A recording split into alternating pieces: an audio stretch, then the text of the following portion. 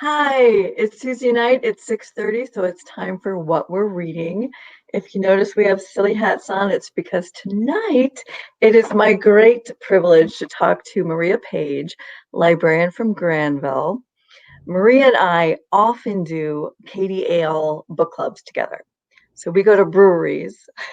We enjoy going to the breweries in Grandville and around Cascade and talk to people about books. We bring a ton of books to the brewery, some that people can check out, and we tell people about what books we're liking right now and show them, and they check them out. And Maria is my favorite partner. I'm sorry, all you other guys. My favorite partner to go to KDL book clubs with because she has the most interesting books and she often reads horror. So I said, Maria, come on the show, come on What We're Reading Tuesday at 6:30, and we'll have kind of a nightmare before Christmas, and you can talk about horror. And I got her to come on and do live, but reluctantly. So welcome, Maria Page. I'm so glad you're here. Maria, I have to ask the question, what are you reading? Thank you, Penny. That was quite the setup. I am glad to know that I'm your favorite. Haha. So I have a few books that I would love to share with you and everyone. I have one that I just finished. I listened to it, which plays a big role into it. And then I am listening to a book, or I'm reading a book right before bed, like a physical book. And then I just picked up an ebook. So everything going at the same time. I do. It's kind of a librarian problem and thing to juggle all these books and kind of roll right into that one. So anyway, the very first book that I want to talk about and that I just finished and listened to is called Ring Shout. Okay, that does look scary. Yeah, P. Jelly Clark. I know. Can you tell that it's a horror novel? I think it's a phenomenal cover. I just think that is the artwork alone is amazing. It looks like a KKK hood, is it? Yes, you are onto something. Okay. Yeah. So this book it's actually kind of like a fusion of fantasy and horror. Because really, when you boil it down, it's a supernatural monster story with tons of adventure. Oh, okay. And so I was hooked. And another unique thing about it is that it's got a lot of African American historical references and African American folklore just tied in. And it's, since we're bookish people, I'm going to go really into the categories with you. So have you heard of speculative fiction? Yes. Okay, so that's kind everyone else probably hasn't, so tell them what it is. So essentially, it's like taking like a true event or fact or something that happened in real life and giving it a new spin and creating a whole new world and story with that in another realm. So that's kind of what I would describe as speculative fiction. Would you agree? Yes. Okay. All right. So this theme in this book is probably it kind of tackles America's history of racism and how deep-rooted hate can spread and how damaging it can be. So do I have your interest yet? You had at folklore. Those folklore scary tales, I think, are the scariest. Mm-hmm. I mean, gosh. It not has fictional, but very. I don't know. Sometimes it hits you at your core. The folklore stuff. You know what I mean? For sure. I mean, this has haints in it. It has fox spirits. It has night doctors, all of which I had to look up and read just a ton more about. But that's a little bit of folklore tied in there. And so a little more details on the story. It's set in early 1920s in Georgia. And in this story, the KKK are monsters. So, which we all knew, right? But these are literal demons. So these demons, they thrive on hate, and they can they can grow hate, they can spread it, and they can harvest it too. So these monsters are so scary, and and it's just so creative and clever what they do with what P. Jelly Clark does with the monsters. But there's a team out to fight these monsters, right? So we have introducing Maurice Boudreau, I believe it's French. Okay. She is a black demon slayer. She wields a magical sword. Oh, I And love it when it's a she who's fighting. yes. And her sword has a very specific origin story, which I absolutely loved. And she is accompanied by two also female friends. And her friend Sadie is Sadie is kind of snappy and she's a bit of a hothead, but she's also wonderful and excellent at a sniper. So she is kind of a sharpshooter. Yeah. And then there's Chef. And Chef earned her name because she can put together explosives and bombs. Okay. So yeah, we got They don't stand a chance, do they? no, and we got like sword, we got bullets, and we got bombs. It's amazing. And honestly, the story begins with a battle and ends with a battle, and there's all sorts of adventure in between. But the friendship bond between these ladies make the battle scenes so entertaining, and the rapport and their banter. It's so much fun. And I just had a lot of fun with that aspect of it. Of course, I want to be a little sensitive to the historical nature to it.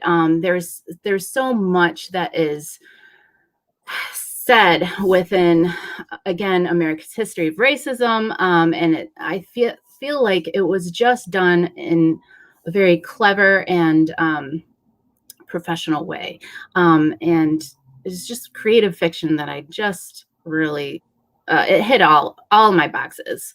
See, was I lying? Maria has the best book. Show us the book again if people want to check it out. All right, so this is Ring Shout by Clark. Yeah. Oh, and I listened to this book, and that became super important. So I actually have this book. I bought it because I just like it. But life gets busy and I can't always sit down to read. So I tune into the audiobook version. And I'm so glad that I did, because this there's a character who's a Gullah woman, and there's Gullah dialect. And it's so interesting. It's not something that you hear or see in characters in stories. So I was super thrilled about that, and just to hear that. So yeah. Did they do a good job in the audiobook doing it though? How did they get someone who... Well, it's hard to speak to the authenticity of it, yeah. But it's worth saying the person who read the audiobook, her name, I think it's like it's Cheney Waits. I wrote it down. So Cheney Waits, absolute performance. Well done, Cheney Waits, because there's singing in there. She has to be the voice of the monsters, which is so creepy. It's like nails on a chalkboard creepy. It just got into my bones and chilled me. And she just, there's a lot of intense drama, and is it over the top story? Absolutely. But we're here for it. That's exactly what you're getting into with this book. I always throw this question in though, Maria. Is this suitable for teens? Ooh, there's lots of violence. There is a little bit of sex, and there's lots of cursing. So I would say no. Don't listen to the audiobook when the kids are around. Yeah. As a teen, I don't know. As a teen, I was reading Stephen King, and we'll talk about that later, because I've got. Good. Tell us about your next book. Oh yes, my next book. Okay, so this one's just for fun, and this is kind of like my Christmas calendar, Advent calendar, I guess. So this one's called "Hark the Herald Angel Scream." Check out that mask. Oh, that is hideous. That is definitely Nightmare Before Christmas. Okay. I mean, come on. Okay, so this is an anthology. It's edited by Christopher Golden, and it's a Blumhouse book, and they usually produce movies. So it's all tongue-in-cheek horror. It's all got a little bit of Christmas in there, and there's some nods of Christmas. Some of it's like it's winter-ish, It's absolutely just something that I read before bed, and it gives me a little chuckle and a little bit of an evil grin at the end. So With short stories? yep, they're all short stories. I think there are 18 in here. And we got different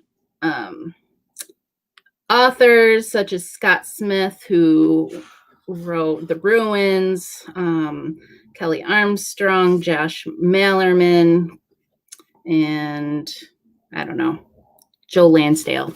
So it's just with anthologies, it's a little sampler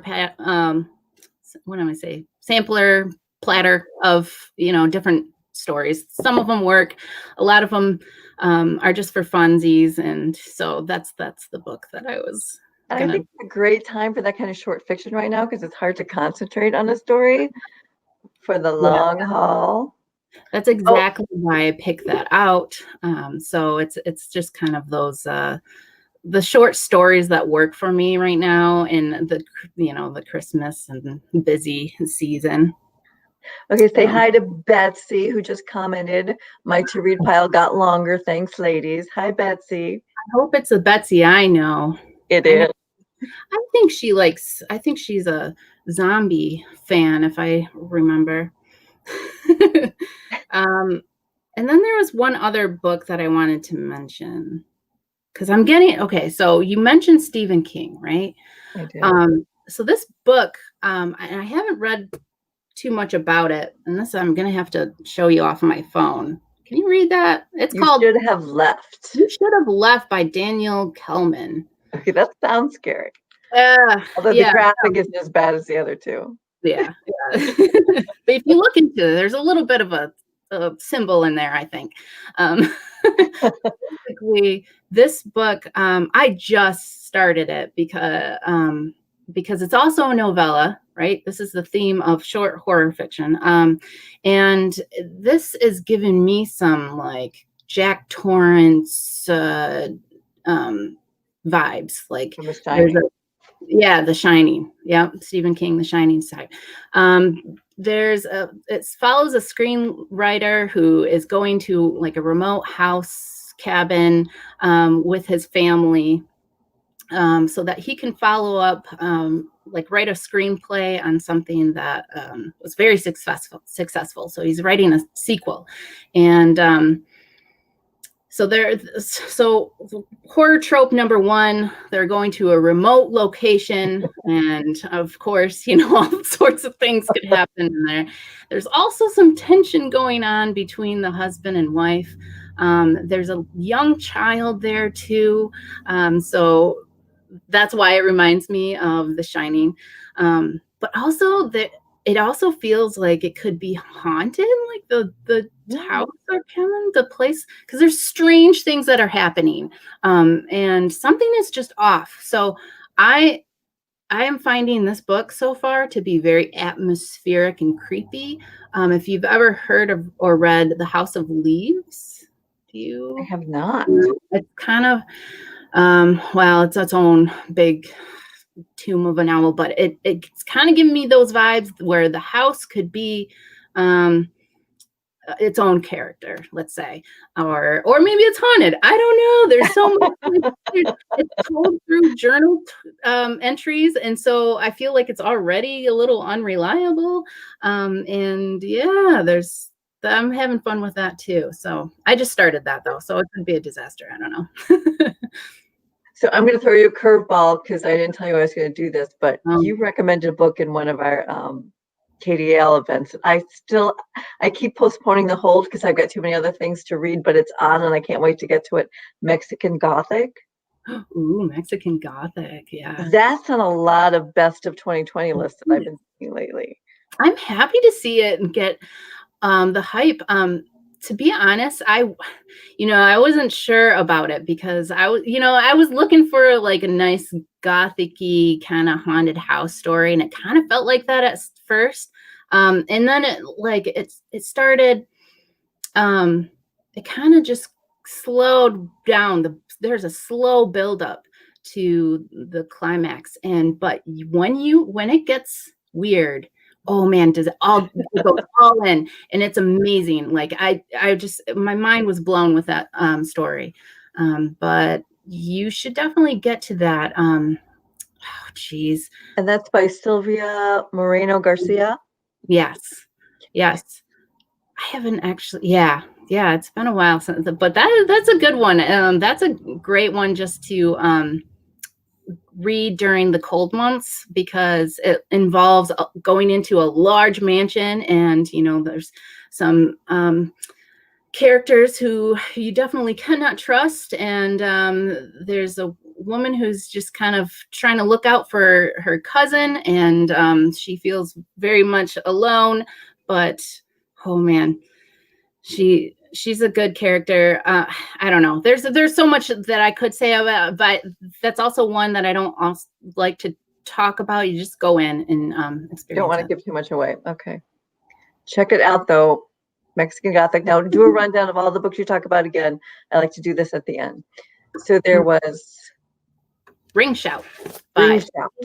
That one looks good. I'm putting that on my list. Okay. It's so good. It's only 181 pages. Wow. And then the anthology of short stories. Yep, that's Herald or Hark, the Herald Angel Scream. That cracks me up. I know. It's absolutely silly. It's it's like it's the equivalent of a cozy whatever novel, but for horror. And then You Should Have Left by Daniel Kelman. And I brought up Mexican Gothic. And tell me the author again. Oh, Sylvia Moreno Garcia. Mm-hmm. Yay, so check out those horrors. I told Maria the only thing I know about horror, she educates me and gives me these great horror books, because I read Stephen King like we all did back in my teens. I was showing off my first edition Carrie that I actually read. And if I just want an edge of your seat story where the good guy gets put through the meat grinder, literally in so many different ways, and he stays true and he does the right thing, and he ends up sometimes you just need that validation that, okay, here's a good guy. Stephen King likes to pull out the everyman type, the cook, the handyman. I mean, he's the one who's going to be your hero, and then he goes through all of these supernatural things. It's creepy and scary, but in a lot of his, the good guy prevails. Some of them they don't, though, and some of his I hate. Like, I started out reading Carrie and The Shining, which I love, and The Stand, which they're making a new miniseries version of The Stand now. It's on CBS or something. Yeah. And then I read Pet Cemetery, which I also still have. Hated it. No. It's so good. So you do love that one. But he's written so much. I printed out what he's read, and I've read one of his most recent ones, The Institute. Have you read that one? No, I'm way behind on Stephen King. I'm still catching up. You moved on. Yeah, no, I'm still like it. The Institute was pretty good. Okay. It involved kids, and that can be tricky because you hate to see kids go through the ringer. Okay. But it's at this place where kids with, psi abilities are brought to do something that they have to do to save the world. And then the one feisty outsider, really smart kid kind of makes a plan to get out, and one of those. So it's very edgy. He's a good storyteller. I mean, he really makes you believe the supernatural, and he put right into that story. Everything. Like what room you're in, what the town looks like and smells like. See, he's really good at putting you right into the story for sure. I'm just not caught up at all. He's just prolific. Yes, he is. Well, thanks everyone for joining us for this Nightmare Before Christmas issue. Thank you for Grandville peeps. And I want to let you know that next week we've got the manager of the Grandville branch, Josh Bernstein, along with the mayor of Grandville himself, and Cool. another guest too from Grandville. I should read them so I'm not dissing anybody by leaving them out. But anyway, we'll see you next week for that. They can tell us a little bit about the Grandville renovation that's happening. Mhm. Yay! So that's exciting. Everyone have happy holidays. Yes. Have a scare if you want. Yes, A I scare on us. recommend. See you next week. Bye. Thank you.